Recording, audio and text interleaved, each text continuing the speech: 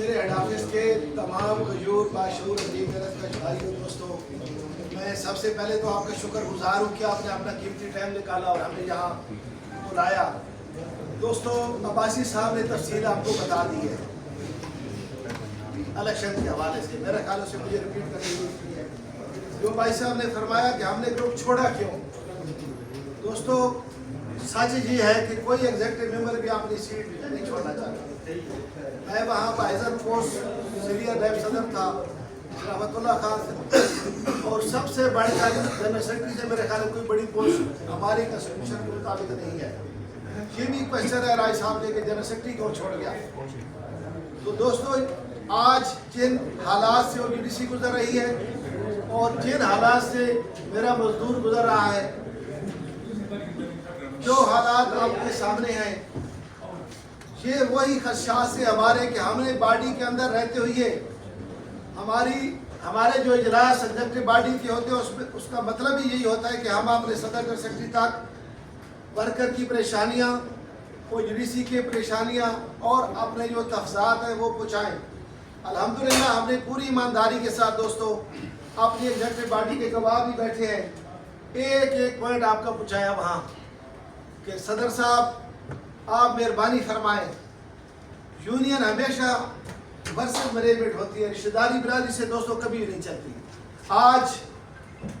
आपके सामने हालात आए कि अगर मैनेजमेंट के साथ आप अच्छे तलक रखेंगे तो फिर वर्कर पिस जाएगा, कोई कमी रह गई है तो जा आप है। तो वहाँ पूरा जोर लगाया, तमाम पार्टी को गवाह बना करके राजा साहब हालात जहाँ पहुँच गए हैं कि आप अपनी टांगों में सांस पैदा करें, तमाम वर्कर और पूरी बॉडी आपके साथ है, जिसको राय साहब ने पूरा समझा। हालांकि मैं कोई के खिलाफ नहीं था, कोई जाति कोई कनेक्शन नहीं थे। मैं हमेशा तकरीर में कहता हूँ कि मेरा राय साहब से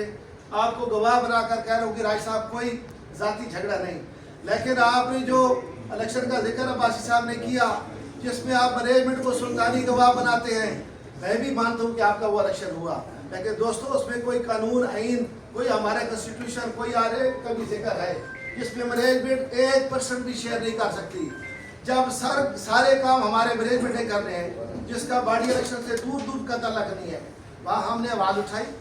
हमने कहा जी हमारे इख्तलाफ हैं, आप एक बंदा हमारा डालें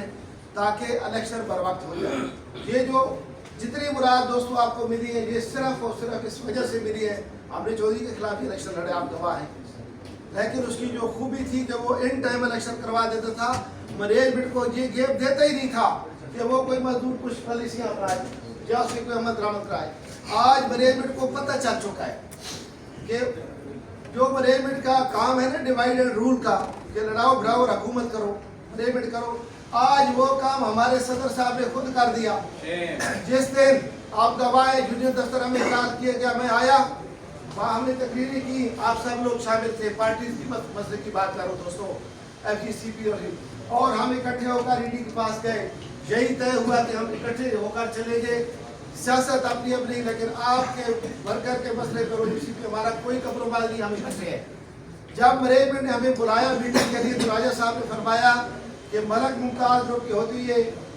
हम कोई बात आपके साथ नहीं करेंगे। मैंने वहाँ कहा कि हम इनके सामने बात करने के लिए तैयार हैं कि ये कोई मलक मुमताज या राजा सलीम की ज़ात का इशू नहीं है, LAP का इशू उठाया हमने, हमारे एग्रीमेंट की सेटल क्लास है। आज यकीन जाने हमारे वर्कर के दरमियान सफ़े मातम बिछी हुई है, आप खुद गवाह हैं। अगर आप में से किसी ने छुट्टी भेजी है, मुझे नहीं पता, फील्डों से मुझे इतने फ़ोन आए हैं।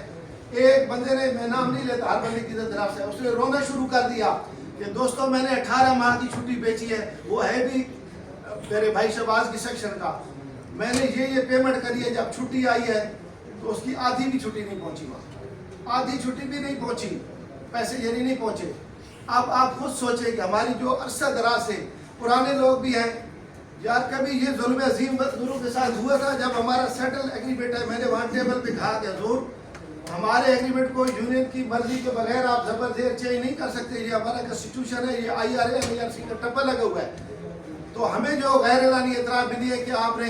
लेटर में भी लिख दिया कि अर्निंग उसकी इस तरह होगी ईयर वाइज, और बाई मेल आर्डर भी दे दिया है। लेकिन मैं हैरान परेशान हूँ कि राजा साहब वो फिर भी इतना एतमाद था मैनेजमेंट पे कि जी हमारी ज़रूरत नहीं, ठीक है जी आपने अलग मीटिंग की। फिर मेरे अजीज़ उसको دوستوں میں حارث قریشی کہتا ہوں اپنے عزیز اسفن جار کو کہ ابھی NARC میں واسطہ پڑا، جس بات میں کہا گیا یہ کام اس طرح کر لے تاکہ ورکر کا بھلا ہو جائے، کہتا ہے جی میں راجہ صاحب سے پوچھوں گا۔ حارث قریشی کا بھی یہ اشر تھا کہ ایک بندے نے اپلیکیشن دی کہ میں کاغذ واپس لینا چاہتا ہوں، بھٹو صاحب حارث قریشی کی بات کر رہا ہوں الیکشن کے بعد، اس بندے نے ویڈیو کال کی بھی بتایا، پھر اچھا جی میں راجہ صاحب سے پوچھوں کہ میں اس کے کاغذ وڈرال کر لوں یا نہیں۔ تو دوستوں ہم پرانے کو تو چھوڑیں، ہم تو زیادہ کھا بھی چکے ہیں، جن پرانوں نے بچا کے رکھی ان پہ کیا گزری، وہ خون کیا رو رہے ہیں۔ اب یہ جو جنگ بیٹھے ہیں ہمارے بچے، جن کی نہ پینشن ہے نہ میڈیکل ہے، ایک ہی ان کے پاس ایسٹ تھا کس طرح کی کیشمنٹ، اس کا بھی جو حشر کر رہے ہیں مینجمنٹ نے کر دیا، اور موصوف یہاں سے بھاگے اور فیلڈوں میں پہنچ گئے۔ کہا کیا تھا، آپ دبائیں ہیڈ آفس والوں، ذرا کمپیوٹر آن کریں گے 23 تاریخ کو اگر میری بات کا مثبت جواب نہ دیا گیا اور یہ کام ختم نہ کیے گئے تو میں 16 پہ جاؤں گا، آپ سارے ساتھ ہوں گے۔ کیا یہ سچ ہے؟ گئے 16 پہ۔ میں آپ کو گارنٹی دیتا ہوں کہ اس بزدل بندے کو آپ سارے ہیڈ آفس کے لوگ خدا کی قسم اٹھا کر کہتا ہوں پکڑ کر بھی لے جائیں، یہ پھر بھی بھاگ جائے گا، مینجمنٹ کے پاس یہ نہیں جائے گا، اس کے اندر اخلاقی جرات ہی نہیں ہے، اسے سکتہ تاری ہے خدا کی قسم۔